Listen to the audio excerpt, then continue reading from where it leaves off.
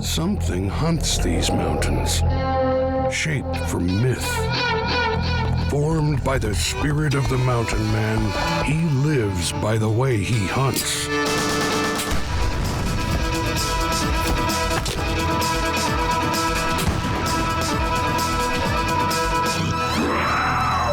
Born of the mountains, blood of the Indian, he survives by hawking and longbow.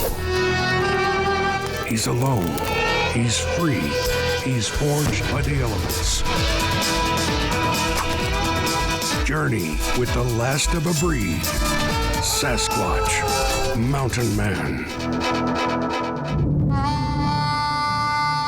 A journey begins across a wilderness spanning time as much as distance.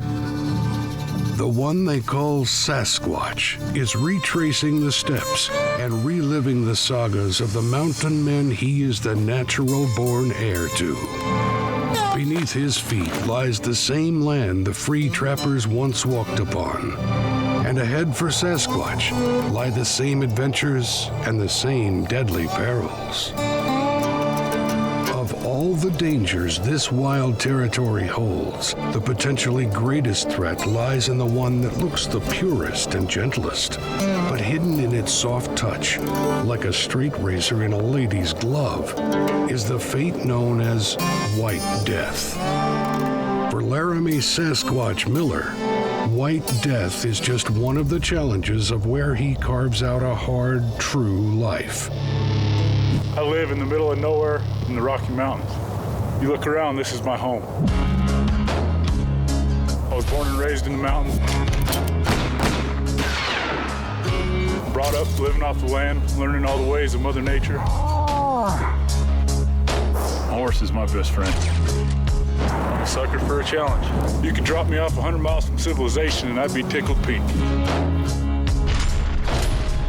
I've got the same instincts and the same blood as 100 years ago. Like they say on old Jeremiah Johnson, Rocky Mountains is the marrow of the world. Sasquatch's DNA is not of a mythical creature, but of the legendary trappers and hunters called mountain men. In the wake of Lewis and Clark's discoveries, enterprising young men with rifles, traps, knives, and a sound horse or two pushed into the unmapped far western wilderness, seeking their fortunes in beaver pelts. Boss lopers is what they called themselves, and at their peak in the 1840s they numbered over 3,000. But many never returned from their adventures, falling to the war arrows of Indians, the grizzly, or the most silent, most ruthless of all the killers, White Death, winter in the Rockies. Today, Laramy faces many of the very same dangers. Deadly weather is still the worst. He can take comfort, though, in having a fine Hawken rifle, a gun first built in the 1820s by the brothers Hawken of St. Louis, Missouri, and prized for a generation or more by the mountain men who hunted the Shining Mountains.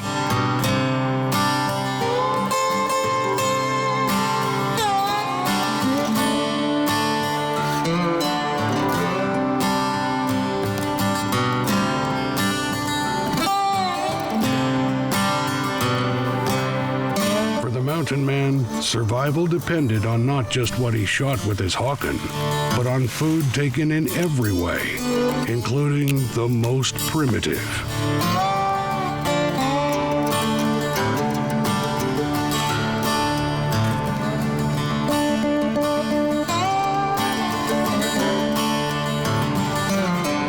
See, if you look in there, there's a little piece of meat attached to the top of the trigger. What's going to happen is that mouse or pack rat or squirrel is going to come around here. He's going to see that and say, oh, there's dinner. He's going to go in there to grab it, and it's going to trip that trigger. The branch is going to swing back, pull this out from underneath, and it's going to squish him. So like this. Voila!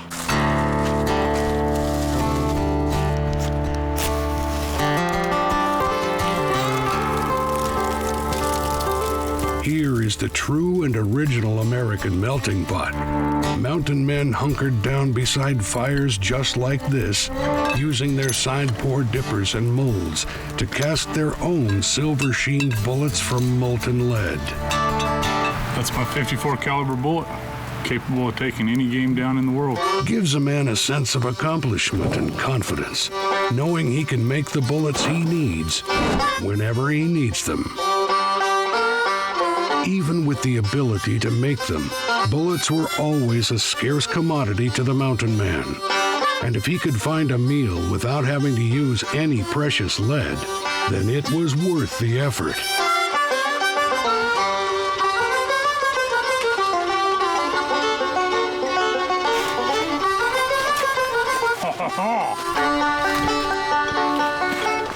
What do we got here? We got a mud-seasoned red squirrel. It's gonna be red squirrel pancakes tonight. But it's better than no pancakes.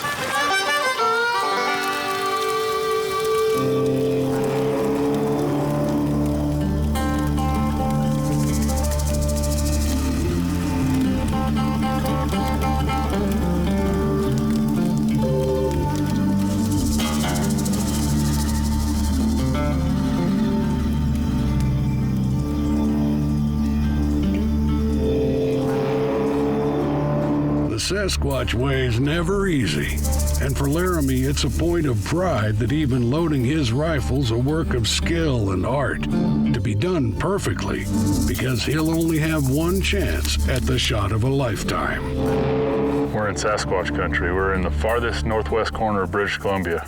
We're after huge Canadian moose, biggest in the world. 4 out of the top 5 in the record book have all come from around here. That's what we're after. Sasquatch to come out here and mingle with the bears and the wolves, try to give me a big moose.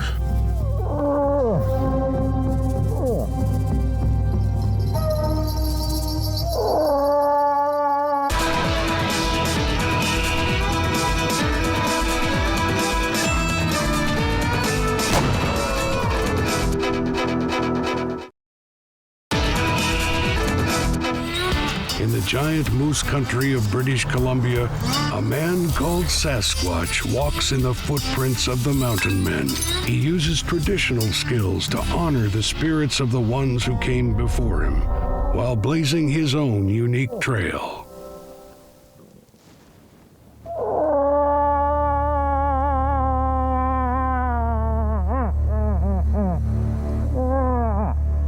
Speaking in the tongues of wild animals is one of the skills the mountain men knew, learned from the Indians with whom they hunted and traded. There's a bull grunting right over here. There he is, grunting again. There's 2 bulls. I can hear 2 different bulls grunting over here. There must be a cow somewhere in the area. Get up here on this ridge, see if we can't pull that big boy back over here.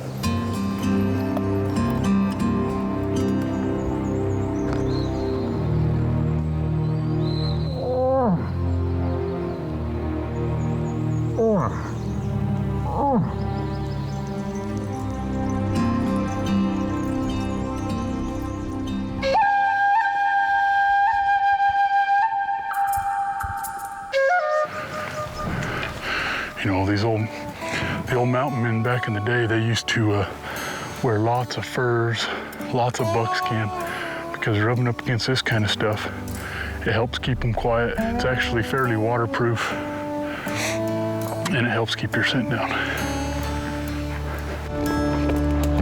For Laramy, as for the mountain men before him, wilderness is the ultimate mystery to solve.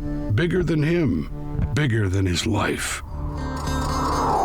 When you've been having a lot of weather, we've been having a bunch of rain and wind, the moose will get down into these bottoms like this. It's real thick, shelters them from the wind. They can bed up there. They'll lay there for hours.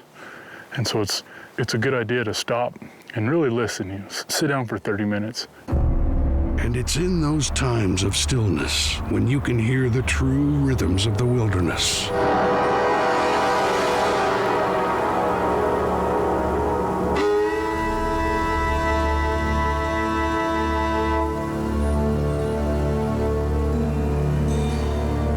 There's no water repellent here, no high-tech clothing to shed the frigid sleet, and Laramy has to make sure to keep his powder dry, literally.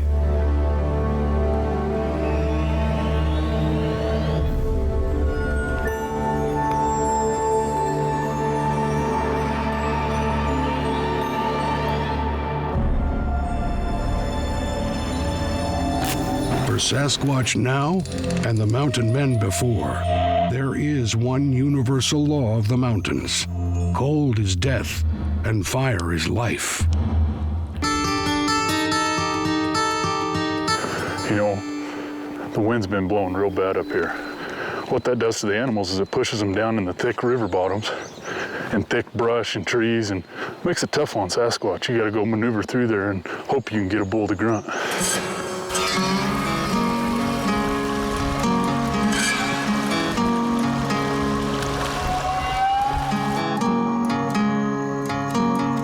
Last night it cleared off a little bit, so the moose were probably rutting all night. It's cloudy right now, trying to rain. The moose are gonna be going to bed a little early this morning, so hopefully we can get up there and catch them as they're heading down to bed in the thick willows in the bottom. And down here is evidence that Laramy is not the only one still carrying on the traditions from the days of the boss lopers. You can see right here somebody's cut out a notch in the tree, and there's no pine marten trap. They'll hook a pine marten trap to that and set some food in there, and that pine marten will climb up in there, and you got your fur. That's how a lot of people up here make their money, the way the old mountain men used to. For the mountain man, the way of life could always turn into a way of near death. A threat to a mountain man could come from anywhere. One day on the trail, a free trapper's confronted by a rut-crazed bull moose. Great blades of antlers, driven by nearly a ton of rage, slam the man into a tree, knocking him unconscious. When his blackness lifts, the man finds the bull looming above him, ready to attack again. Pulling his flintlock pistol from his belt, the trapper fires a desperate ball through the moose's glaring eye. This happened only miles from where Laramy's now about to have his own encounter with a giant moose. For Laramy, the trail to his moose leads through the close quarters of thick brush. Look right here. That's where these moose have been bedding in this thick brush up here to stay out of the wind. We're on the right track.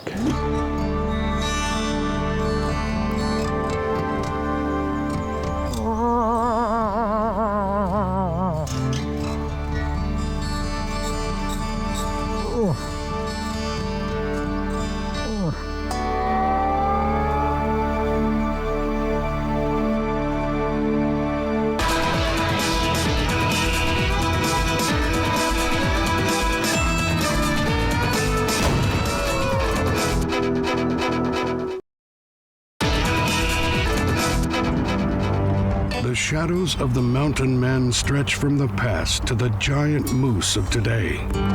What remains the same is the threat of white death, winter in the Rockies, as Laramy Sasquatch Miller prepares to track a bull into its bedding grounds in far northern British Columbia.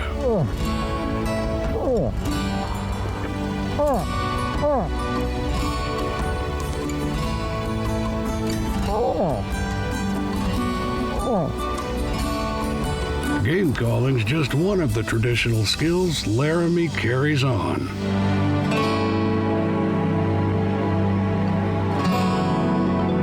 Pretty cool. Real little bull, we don't want him. But it's pretty neat to watch him. Time to go find Big Boy Bullwinkle. You can gauge the vastness of the wilderness by the way it simply swallows up the largest of animals. The skyline shines with the shimmer of white death. But this country has more than one kind. Some, clothed in silver-tipped fur, are the kinds of death that may find you before you find them, or even know that they're there.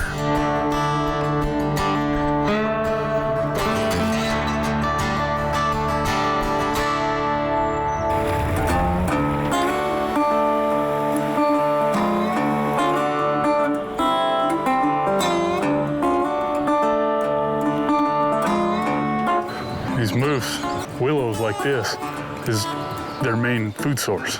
They'll walk through and they'll just eat the tops off all these willows. A big bull moose will stand over 7 foot at his shoulder. So, I mean, these willows are just perfect height for him. So up and over the top of this, there's a big bowl back in the back.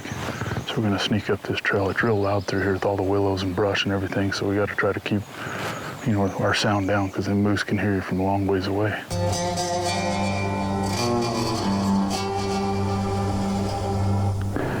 You only get one shot with these babies, so you better make it count. We gotta be within 150 yards. That means getting up close and personal with a 7.5 foot tall animal.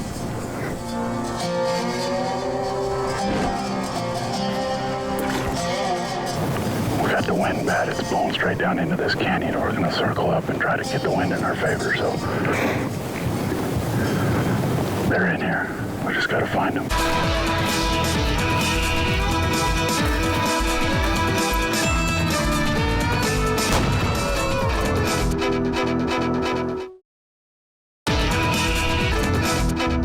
In the heart of country ruled by White Death lives the magnificent Canadian moose. Here, Laramy carries on the traditions of the mountain man as he challenges fierce weather, treacherous terrain, and another kind of death that robes itself in silver fur. Skilled at calling game, Laramy's brought the moose to him, but still hunts for a bigger bull. There's a big knob right up here. We're gonna go up there and sit and see if we can hear them moose grunting down in the valley. Got a bull moose grunting over here. We're gonna try to grunt him in and see what we can do.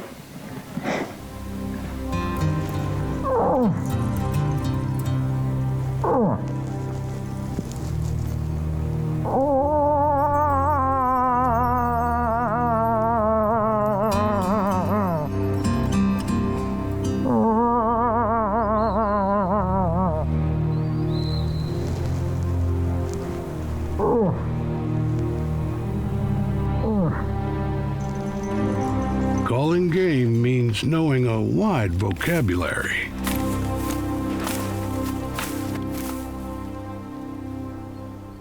Hear that?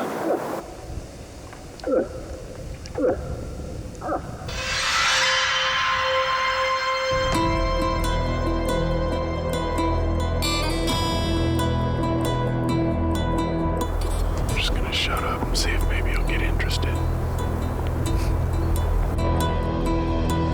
And sometimes it's silence that overpowers the animals with curiosity and brings them in. Now it's down to one shot from Sasquatch's Hawken rifle.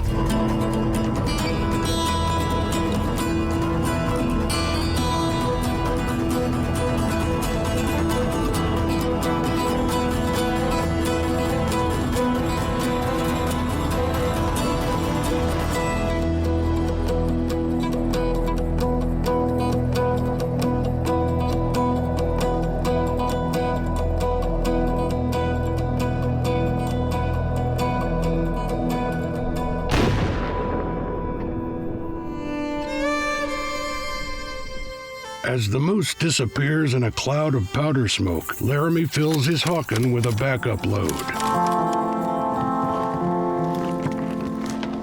I think I'm gonna name him Pumpkinhead. He's got a big old dome on. Look, we shot him from a little orange patch right there, about 50 yards away.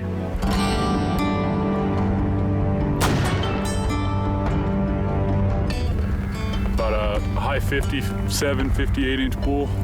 I'm tickled to death.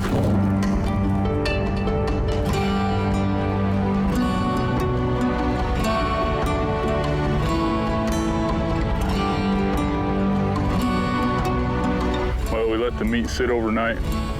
We had to go get the horses to come back and pack it out. They say a dog's a man's best friend.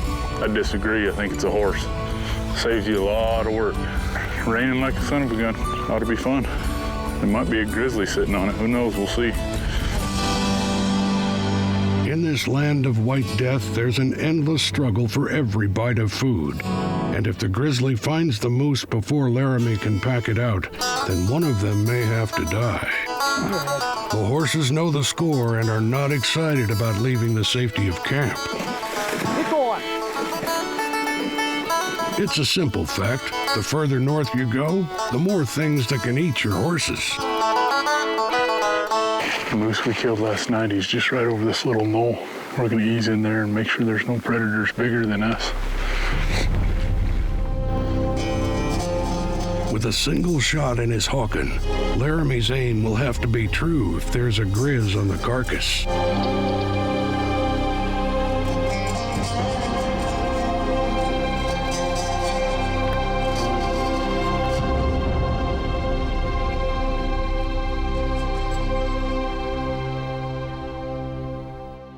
Let's go pack it up and get the hell out of here. We got a shuttle different here. Not bad at all. And the rope. Hey.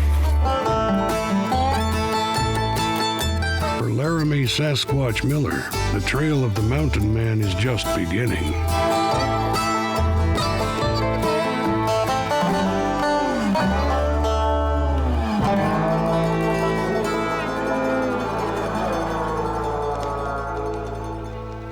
It's time to find camp for the night and cook fresh moose steaks.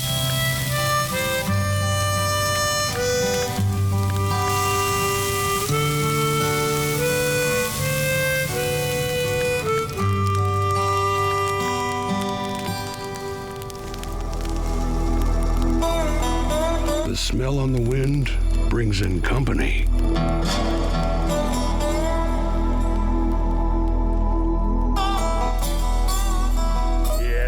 This is only a first meeting for Laramy and old Ephraim.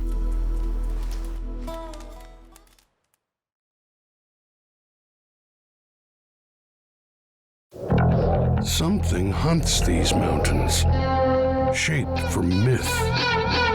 Formed by the spirit of the mountain man, he lives by the way he hunts.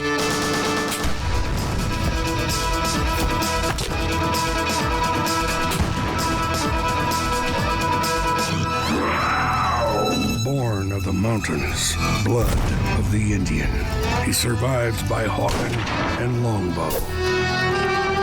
He's alone, he's free, he's forged by the elements.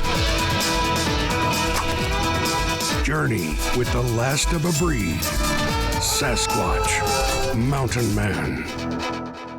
A Sasquatch walks up here, retracing the first steps laid down by the mountain men who were his spiritual forefathers. Laramy has commenced his challenge of the wilderness with a tolerable Hawken rifle and his own cast bullets. That's my 54 caliber bullet, capable of taking any game down in the world.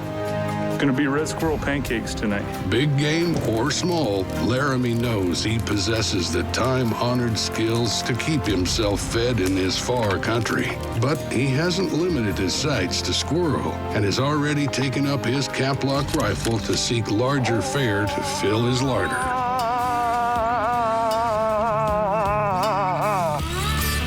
Among the many things that Laramy knows is the language of the animals. And that savvy has enabled him to draw the mighty bull moose into range of his 54 caliber muzzleloader. About a high 57, 58-inch bull. I'm tickled to death. Now in far northern British Columbia, Laramy is looking to meet up with a rival, the other great hunter of these woods and mountains, and the one true man-eater. The smell of fresh moose meat rises with the smoke of the fire and spreads into the night. This is a challenge to the other hunter, for whom all the game is his, to be defended Get out of here. or confiscated. He's old Ephraim, the mountain man's name for the devil. Like the mountain men who preceded him, Laramy knows the grizzly's legendary power and danger are fact. His scalp ripped from his skull, a leg snapped by crushing jaws, exposed ribs showing white through his torn side, young Hugh Glass lies seemingly lifeless beneath the carcass of the grizzly he's fought to the death with his knife. Seeing no hope, two fellow mountain men leave him in a shallow grave wrapped in the bear hide. For 2 nights and a day, Glass lies unconscious. Coming to at last, he sets his own broken leg. His one chance, the Cheyenne River, 100 miles away. Summoning all his will, Glass begins to crawl. Now, with a lone bullet in his Hawken rifle, Laramy's ready for his own appointed meeting with old Ephraim.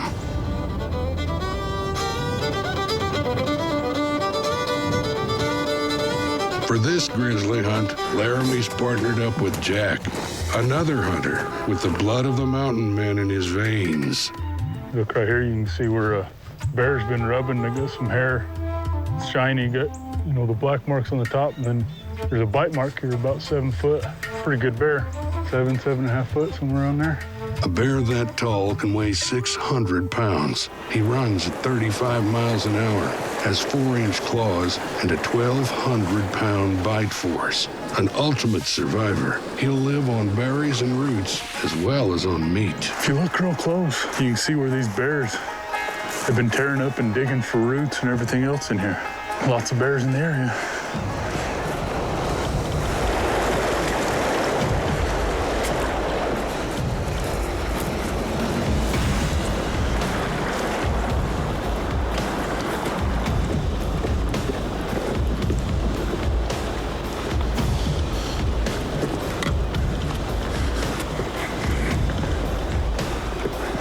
Grizzly country's no easier to travel in than sheep country.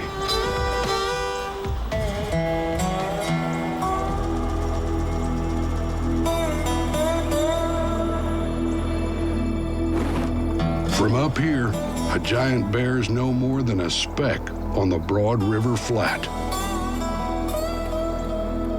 Got a really big bear over here. He's just feeding on these old berry bushes along the bottom. We gotta cross this dang river. Gonna go give her hell. The race is on to get across the river and into position ahead of the bear before he feeds his way out of sight.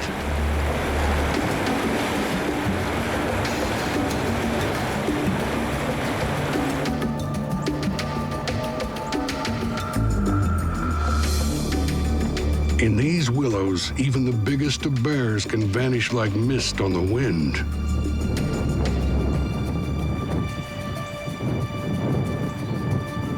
We lost him down here in this thick stuff. We're gonna go get on this knob. Look down, see if we can't locate him again.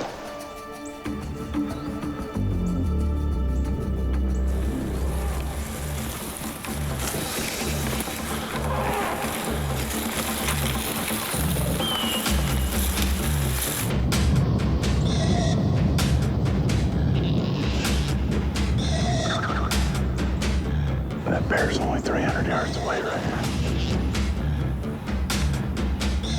Got this bear down here. It's a big bear. It's down in the bottom. It's thicker than all hell. That's when the situation gets hairy. But I gotta get within about 100 yards. That's why I love the old hawk, and it makes it interesting. If we can get in an area where we can cut him off and get a good shot. Laramy will have to move fast to cut off the bear.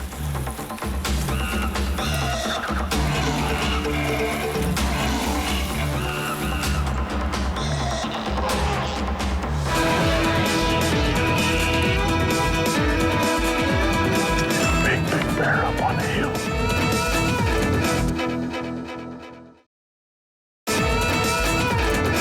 The path of the mountain man has led Laramy to far northern British Columbia. Now he's fording fast-running waters and breaking trail, carrying a traditional Hawken muzzle-loading rifle, in the hunt for one of the largest, most powerful predators on land. Laramy's pushing through thick brush as he's ready to come face to face with the silver-tipped grizzly bear. There he is looking at us. It's a different bear.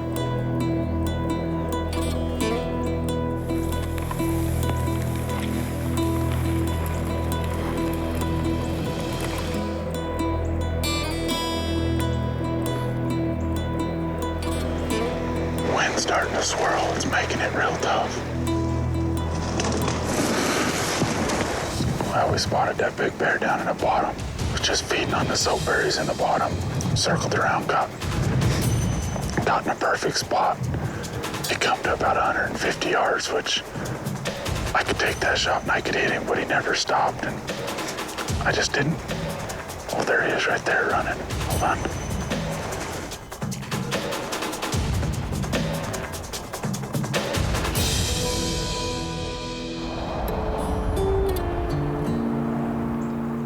The spectacular beauty of the country does not alter the fact that at times you have to claw your survival out of it. Right here we got a real good beaver run. They're moving from the river to this little slough, and what I'm gonna do is I'm gonna set a conibear trap right off into this little slough area just right off. I'm gonna set another lake hole trap. Hopefully we can catch 2 beavers at once.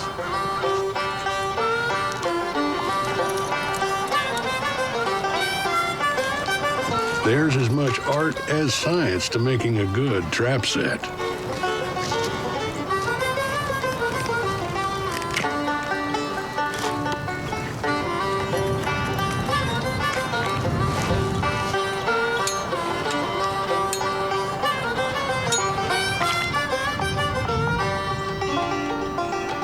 Done right, the result will be an instant, humane kill.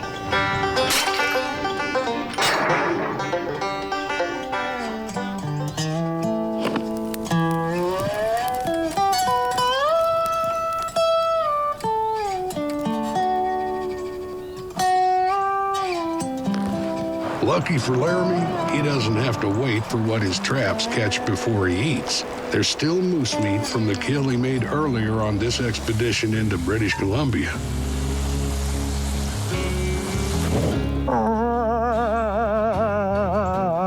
Imitating a cow moose, he called in a lovesick bull, and the one shot from his hawken brought down a trophy book animal. And enough provisions to last a while.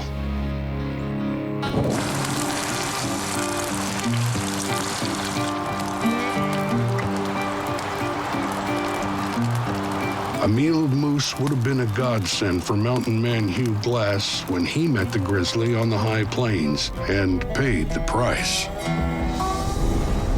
Grubbing for roots, feeding on berries, letting maggots clean his wounds, Hugh Glass crawls across the miles, going in and out of consciousness. Waking once, he finds a grizzly lapping blood from his skin. Later, he somehow drives off a pair of wolves from a buffalo calf carcass and gorges on the raw flesh. Strengthened, he completes his 100-mile crawl to the Cheyenne River and lashes up a raft. Now, he lets the current carry him to the Missouri and down to Fort Kiowa. Considered one of the most remarkable treks in history, Glass's 200-mile odyssey takes 2 months. The saga of Hugh Glass is etched into the DNA of Laramy Miller, and he knows what he'll be up against when it's time for him to stare down a grizzly.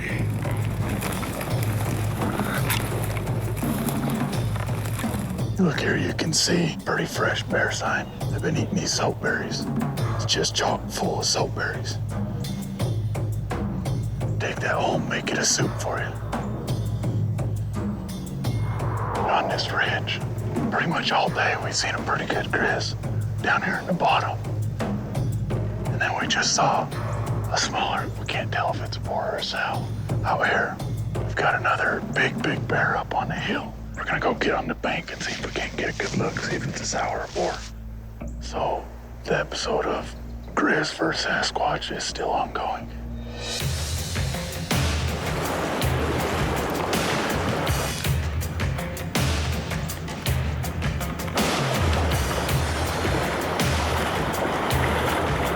With the wind blowing down, we're gonna try to circle around and hopefully walk right to us.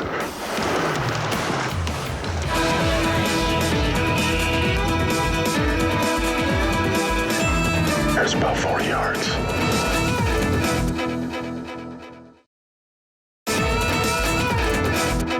The animal most feared and respected by the mountain men, famed for its fierceness and power, the object of Laramy's quest in the North Country of British Columbia.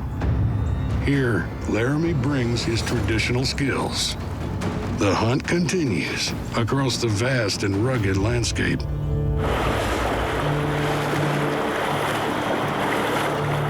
got the wind blowing down. We're gonna try to circle around and hopefully he walks right to us. In this country, trying to chase a grizzly on the move is futile at best, crazy at worst.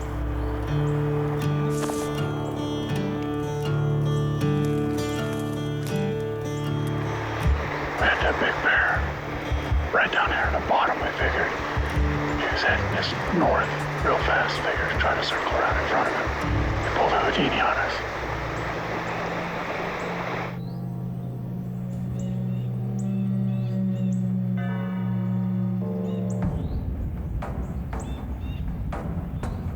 Here, a grizzly has his own entire world to run and hide in.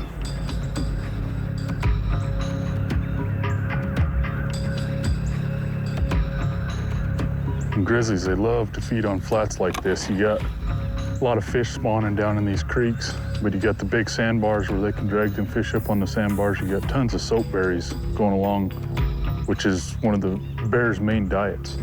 But they'll come out of this thick brush and they'll come down here and feed. You can see them anytime throughout the day. It's amazing. You get an 8, 9, 10-foot animal, and they can just disappear. You look across here, and it doesn't look like there's any cover for them to hide anywhere. But they can disappear, and they'll show up 200 yards from you. So patience is really key.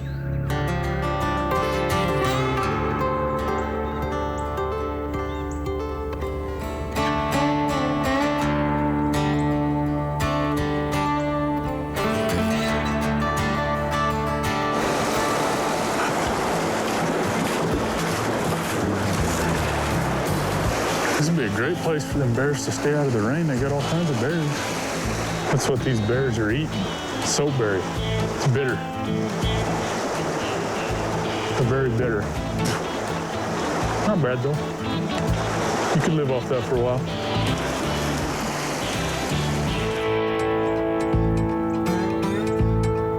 What looks like play is a serious grizzly technique for spotting small animals. Once again, the land draws a cloak over the grizzly bear.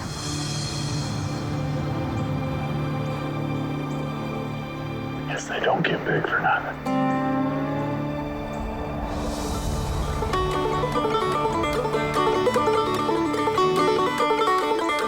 As the bear continues to elude Laramy, his trap has borne fruit from the river.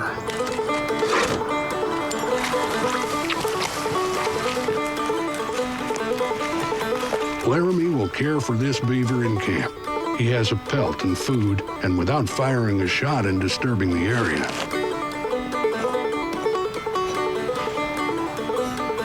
For all the care Laramy's taking with skinning and fleshing and butchering this beaver, there's nonetheless one part that ranks as not so much. I'm gonna cut off this beaver tail so that I can use it for bait.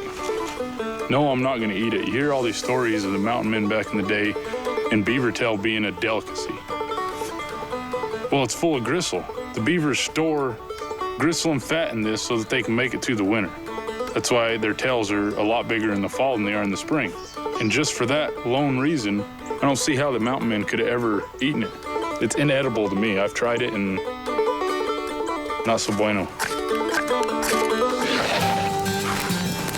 Other parts of the beaver, though, are downright mouth-watering.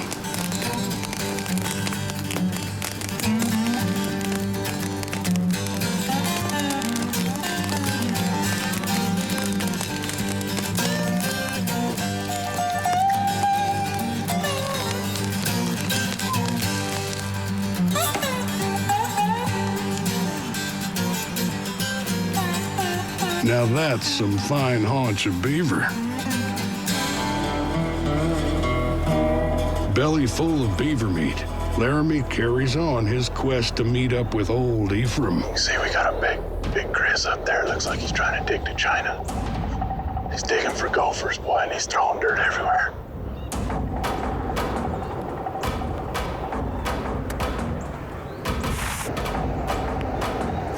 Bear and Laramy are now on a collision course. We got a bear eye out here in the flat. I'm gonna go check, see if it's a sour or boar. Pretty good sized bear.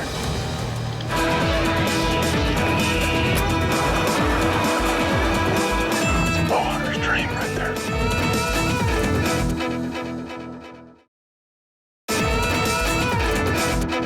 Bring me men to match my mountains, the poet wrote. Men to match the grizzly that walks the trails here. The traditions of the mountain men live on here, embodied by Laramy Sasquatch Miller. Out on flats ripe with berries and across creeks running with fish, Laramy draws nearer to facing down Mr. Grizz.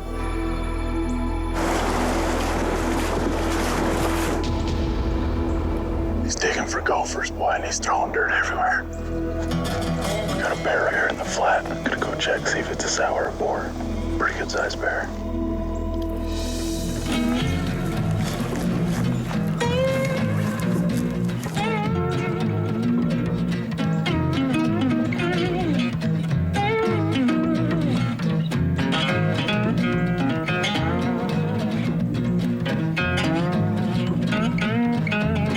Looks like a sow. We're gonna double check. Laramy's Hawk and Plains rifle was the long-range hunting weapon of its day. That was in the 1820s. And then, as now, a hunter with a Hawken needed to get within 150 yards or closer to ensure an accurate shot. But at that range, there's no problem identifying the animal if the weather cooperates.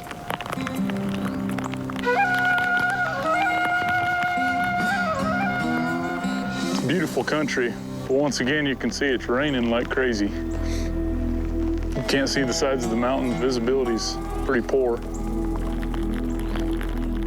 At least the rain will quiet Laramy's stalk through the willows toward the grizzly.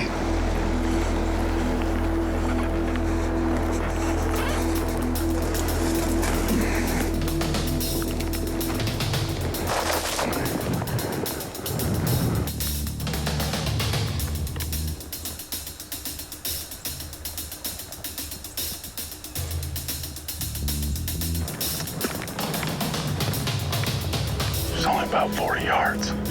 Only 40 yards in point-blank Hawken range, but the beast might as well be at a mile. That's exactly what you want right there. It's about 40 yards.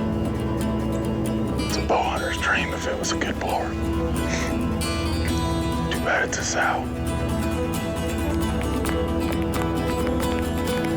Big enough to be a boar. I'm just a 7-foot bear. But I can't see nothing hanging. That's the thing about these bears is I don't care how good you think you are, you never know 100% for sure until you get, up close within 50 yards. And you can look at the color and size of the head always helps, but it's never a guarantee. Like you look at that one right there, I would have bet money she was a boar, but nope. I'm gonna back out of here real slowly, and she knows we're here. She just don't care. She's feeding. But I don't want to risk making her mad because it could get ugly really quick.